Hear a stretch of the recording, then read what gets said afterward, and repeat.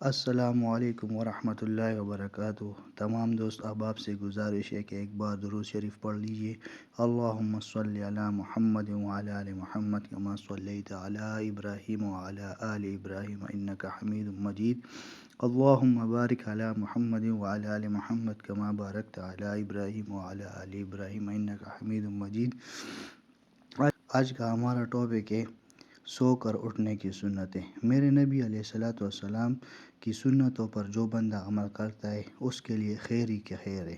سب سے پہلے وہ آج کل کی جو بیماریاں آ گئی ہے اس سے شفا اللہ پاک اس کو فرما دیتا ہے، اور دوسری یہ اس کی تمام زندگی عبادت میں لکھی جاتی ہے۔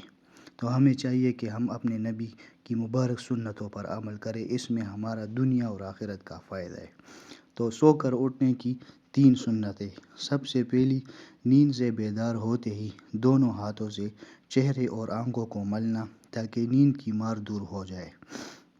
دوسری، صبح جب آنکھ کھلے تو 3 بار الحمدللہ الحمدللہ الحمدللہ اور کلمہ طیبہ لا الہ الا اللہ محمد الرسول اللہ پڑھ لیا جانا چاہیے، اور پھر یہ دعا پڑھنی چاہیے، الحمدللہ الذی احیانا بعد ما اماتنا والیہ النشور۔ تیسری سنت یہ ہے جب سو کر اٹھے تو مسواک کرے اور پھر وضو میں دوبارہ مسواک کی جائے۔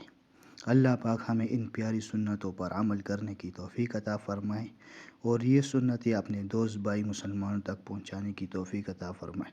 وآخر الدعوانا الحمدللہ رب العالمین۔